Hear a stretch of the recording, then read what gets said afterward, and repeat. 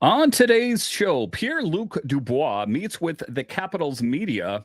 And was there an ulterior motive for why the Kings traded him in the first place? I'll discuss next on this edition of Locked On Capitals.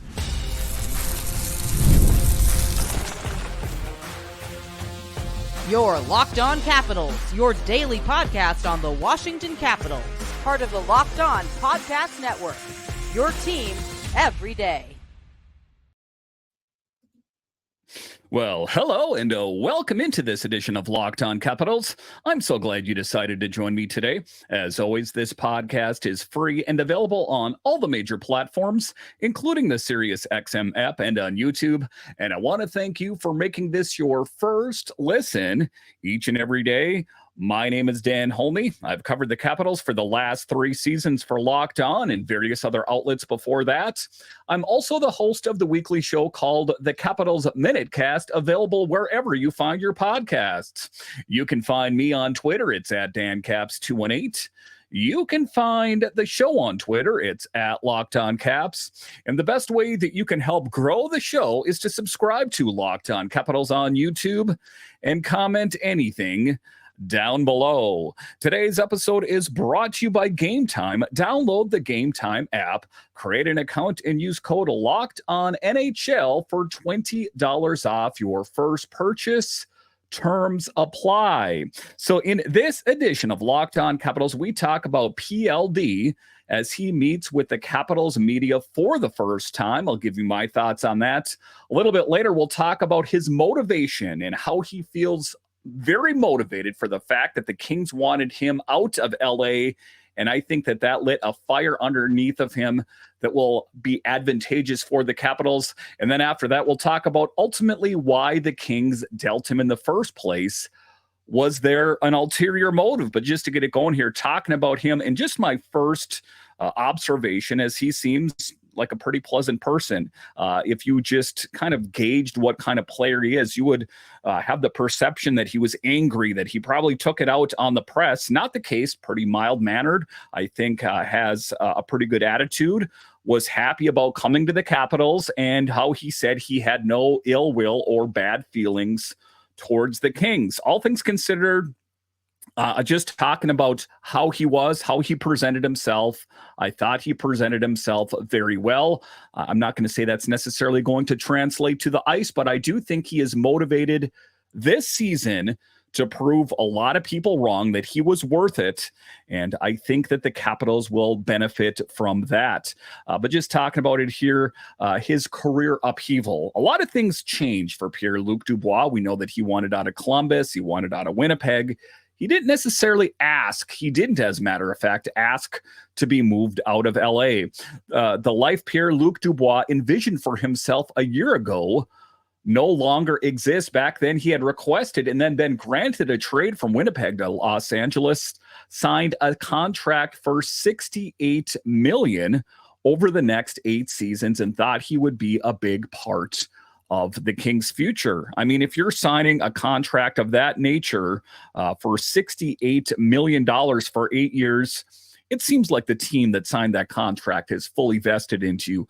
But I think that, you know, some of his character flaws came into focus, that if things didn't necessarily go his way, then he wasn't a full contributor. That's the book on him anyway. I'm not going to say that that is how he's going to play for the Capitals, but if you read all the reviews, that is kind of the feeling of what kind of player he is. Instead, Dubois endured a disappointing, unproductive season and was traded again last week to the Capitals for goaltender Darcy Kuemper. Dubois turned 26 on Monday and has already been traded 3 times since 2021. After the first and second were wanted by him, the latest forced him to change his perspective quickly upon joining his 4th NHL organization. And I think that this was probably a shot across his bow to, hey, like, let's get it together. This isn't about you anymore. This isn't about you wanting out of a team. The Kings wanted you off, despite the fact that you were getting paid a boatload of money. They even were thinking about buying you out. I got to get my act together. And I think that that is ultimately what the Capitals will get, a guy that is hungry to prove himself once again, that I'm worth it. I'm historically been a great player, and that I am going to prove the Capitals made a wise move by taking a bet on me. Talking about Dubois' reaction to the trades, I don't think there's any time for anybody to feel sorry about themselves. Dubois said on a video call with reporters Wednesday, 1 year short of the anniversary of signing his current contract. You learn in hockey world terms, and will do what they think is best for their team. And there's no hard feelings for me. I could take it in multiple ways, but I'm choosing to take it as extra motivation and to just get myself ready for next season. And I think that that is the right attitude to take for him, that he didn't take the opportunity to roast his former team, to say, hey, I could have a poor attitude. I'm choosing to take a positive attitude, and things didn't work out. And that's the world of hockey. Sometimes things just don't work out. I'm happy to be playing on the Capitals. I'm happy to potentially be playing with Alex Ovechkin. I could potentially be on the ice when he breaks Gretzky's record. The Capitals are a good organization to play for, and I've said that oftentimes on this show, that I think that for a lot of big-name free agents on July 1st, I think the Capitals would be a good destination. I think that PLD is going to have to prove himself, but if he can have a turnaround season, it will have been proven to be a good move by Mac.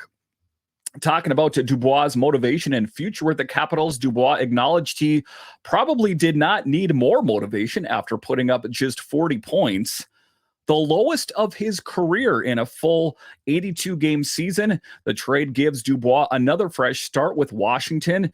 GM Brian McClellan expressed excitement about Dubois' potential to be a top-tier player due to his size, skating, and hockey IQ, and he's expected to have a bigger role with the Capitals than he did with the Kings. And I do think that he will as well. I just, like I've talked about, and, even the GM of the Kings said as much, is I think they were trying to fit a round peg in a square hole, or a square hole in a round peg.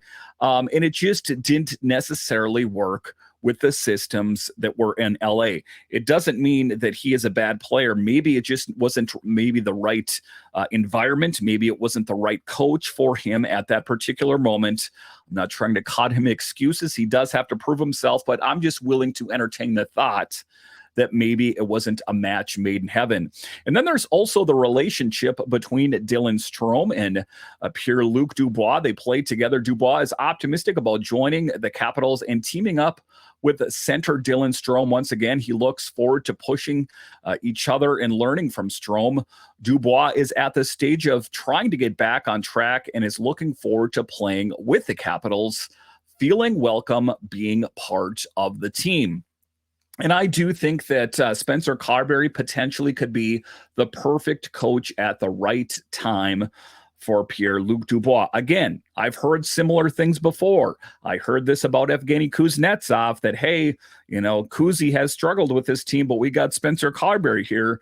And I'm not going to say that everything has to happen exactly the way it's happened before, and that they are two completely different players. But I'm just saying that I think that on paper, potentially, this could be good.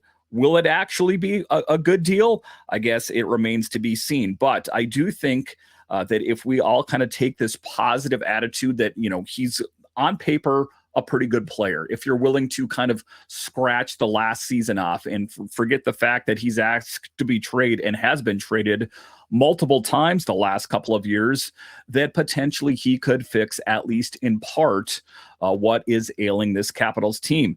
Goal scoring, setting up Ovi for great goals. I think the potential is there. If that potential is fully realized, that is the question. All right, so coming up here after the break, we'll talk about his motivation. We know he struggled last season and how he really wants to prove himself that he is a viable commodity in the National Hockey League. I'll discuss straight ahead.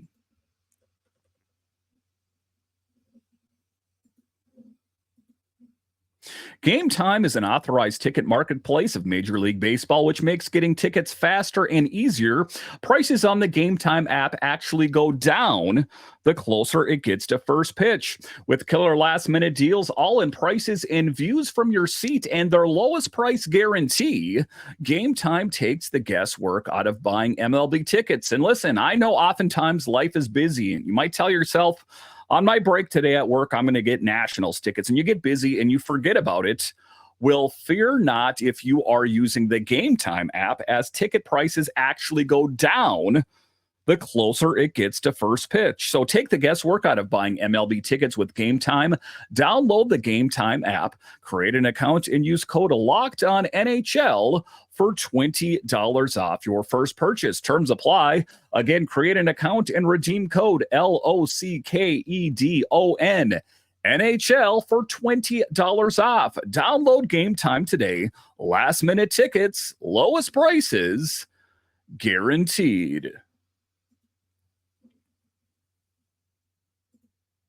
Are you watching Fox Sports or ESPN on your TV all day? Have to turn down the volume with all the shouting? Make the switch to Locked On Sports Today, a free 24/7 sports streaming channel programmed for you every day to bring you the biggest stories without all the screaming.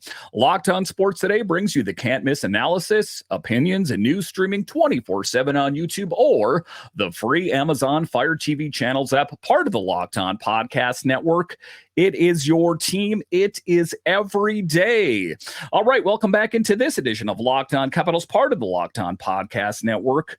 Your team every day, talking a little PLD in today's episode as he met with the Capitals media. In the first segment I talked about, seems like a pleasant, likable guy, but that was kind of the book. Always has been the book that he has a good relationship with the media. It's how he struggles in the locker room and sometimes on the ice.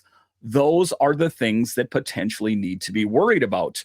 And in the first segment, I talked about, what his thoughts were about coming to the Capitals, but let's talk about his motivation and what is driving him to be the best player that he possibly can.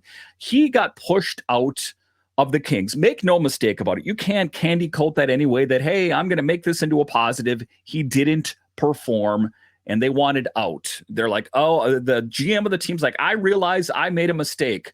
I thought that we were going to be able to change him on the Kings. I'm going to pay him a bunch of money. I'm going to sign him long-term, and this is going to fix what ails the Kings.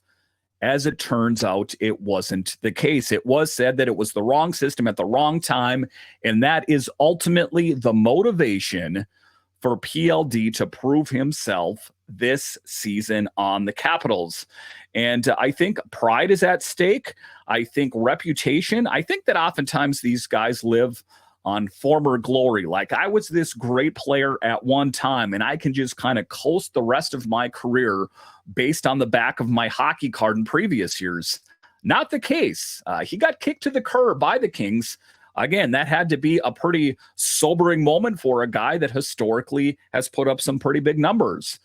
Maybe not as hard of a thing to take if you are a guy that's first in the league or an AHL call-up, but when you are an established name and the team that just signed you long-term is willing to kick you out, that had to make you kind of maybe reassess where you are and really hit the ground running with your new team. So talking about Pierre-Luc Dubois traded to the Capitals, we do know his history, and talking about his adjustment and motivation. Although Dubois didn't seek a trade from the LA Kings and felt some disappointment about leaving the team, he acknowledged the nature of the business in professional sports. It's not always easy. Things aren't necessarily going to always go your way. Talking about his expectations and role with the Capitals. That was one of the things that was brought up in the interview today, where he fits in.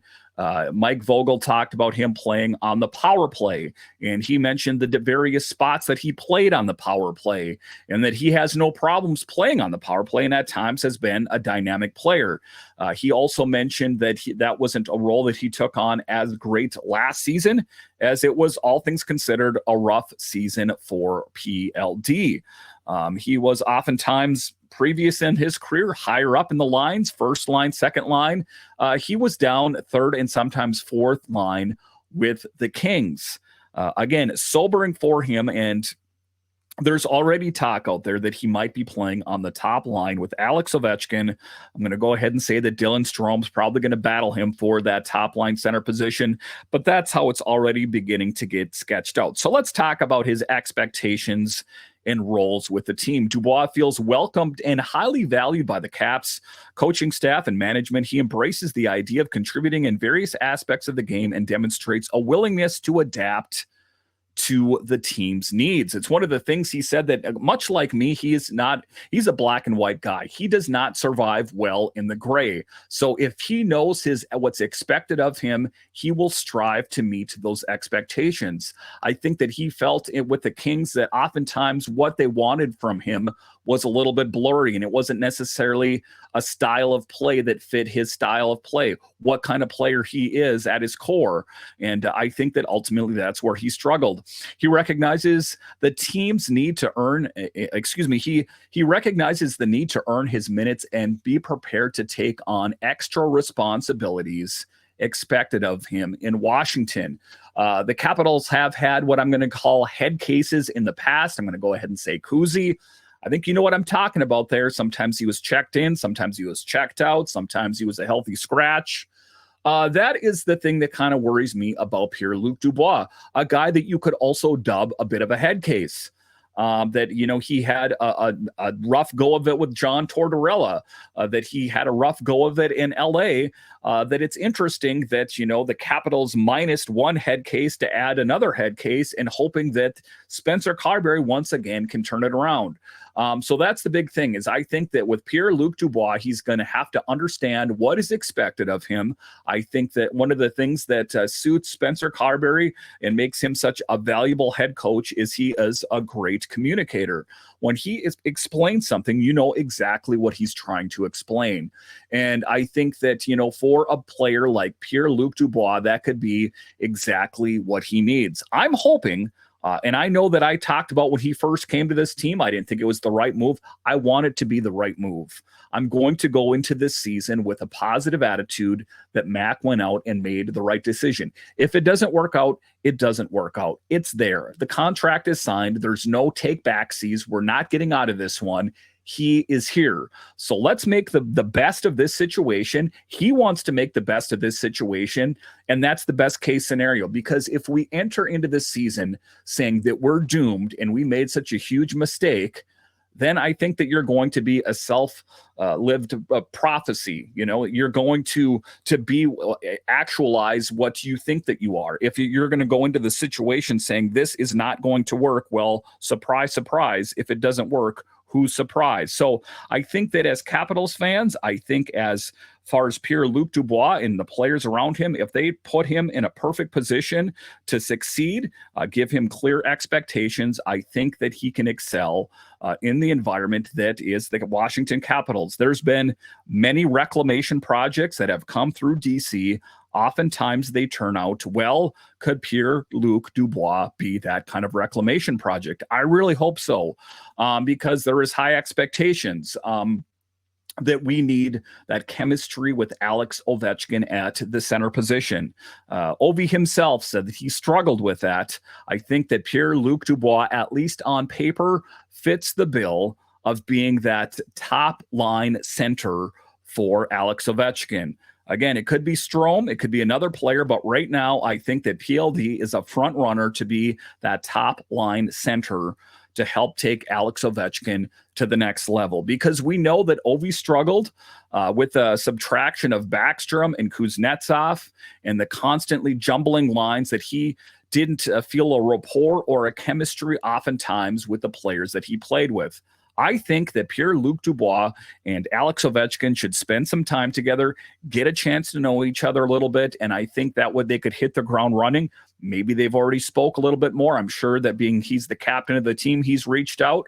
But if they could get a rapport going together, similar to what he had with former centers that he's played with, I think the Capitals will be in a good position. As I record this, in late June, heading up on here on early July. That's what I want to tell Capitals fans. Let's embrace him on this team. He's here. Let's make the most of this opportunity and hope that he can prove a lot of Capitals fans, pundits, talking heads wrong. All right, so coming up here after the break, we'll talk about the Kings. Why did the Kings want to move Pierre-Luc Dubois? We know that he didn't post some of his best numbers, but was there an ulterior motive? I'll discuss straight ahead.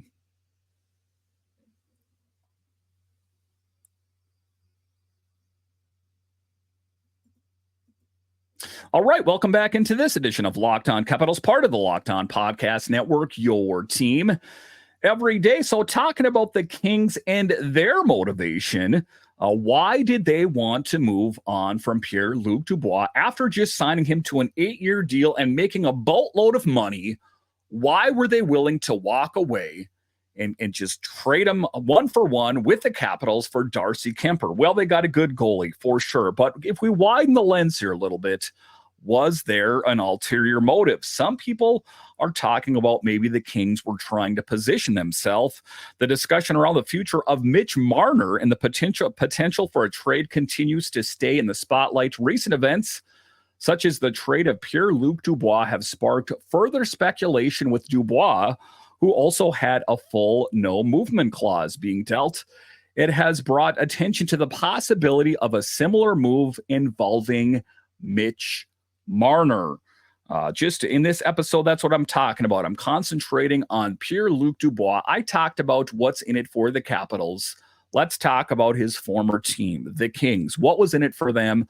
Are they all in on a push for Mitch Marner? The trade involving the Kings and the Capitals not only freed up cap space for the Kings, but also created an opening in their forward group, leading to speculation about their potential interest in Marner.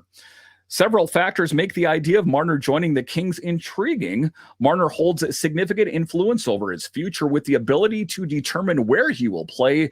The appeal of playing in LA with its weather, lifestyle, and being part of a playoff team adds to the lure. The Kings, on the other hand, can afford to sign Marner to a lucrative long-term contract and view him as a top offensive asset who fits their style of play. They didn't get that style of play out of PLD. They are looking to make the Kings competitive again. Some people are saying, well, why are you talking about the Kings? I'm talking about both sides of the coin, the Capitals and the Kings. What was in it for them? Additionally, Marner's age aligns well with the Kings' long-term plans, making him a potentially valuable addition to the roster. From the Maple Leafs' perspective, any decision involving Marner will depend on finding a deal that works in their favor. The Kings, with their young talent, draft picks, and cap space, could potentially offer attractive trade options. While the Maple Leafs may not necessarily win a trade involving Marner, the Kings present an opportunity for the Maple Leafs to explore different possibilities and potentially make changes to the forward group. Listen, we know the Toronto Maple Leafs have tried diligently year after year after year to chase down a cup. Every year, there's some insider that's saying, I'm picking the Kings, I'm picking the Maple Leafs to win a Stanley Cup. And year after year, they're wrong. And oftentimes it's the net minding. I think they have some great goal scorers there, but I don't think the Maple Leafs are done. I don't think the Kings are done trying to make their team competitive. And some of the moves that we've seen thus far, including the movement of Pierre-Luc Dubois, it signify that. Both the Kings and the Maple Leafs have their own motivations and considerations. This ongoing speculation underscores the complexity and significance of player movements in the NHL. So was that the big move? Is that why the Kings wanted to move on from Pierre-Luc Dubois? Do they have their eyes on someone bigger? I think that's what it's all about. You take a look at the Capitals. They were trying to fill a void, minus Baxter, minus Kuznetsov, plus Pierre-Luc Dubois. Hit the equals button in the calculator. It's going to put a question mark. We don't know yet. But as far as the Kings are concerned, they were trying to offload a lot of money. And I know that Darcy Kuemper is making a lot of money, but not nearly as much money as he was. That's going to give them the opportunity. So you see what's in it for the Capitals. You see what's in it for the Kings. And maybe there's more than meets the eye for the Kings, but I think that there's potentially more than meets the eye for the Capitals as well. I think that potentially GM Brian McClellan is going to be very busy on July 1st, or he could kind of stand pat and say, hey, I'm going to wait for the young guys to step up. I'm hoping for more from LaPierre, McMichael, Mirshnashenko, those kind of players. It's an interesting time of season for the Capitals. Of course, keep it locked to Locked On Caps on July 1st, as I will go over any movement surrounding the Capitals. I hope it's a busy day. I hope I'm going live nonstop with you guys, letting you know what's going on. But pieces are starting to move. We're seeing goalies start to move. You saw Allmark move. Things are slowly kind of starting to happen with a big crescendo leading up to July 1st, free agency. So it is exciting. I think that Pierre-Luc Dubois was the first big splash for the Capitals, and I think that I'm hoping anyway that it was the right move and will set them in the right direction. But I don't think that he's done addressing the forwards. I still think that he's going to go for a couple upper echelon forwards, maybe some wingers. And then I think he's also going to want to address the blue line as well. We can't have John Carlson continuing to play 30 minutes a night. Exciting times for the Capitals, that is for sure.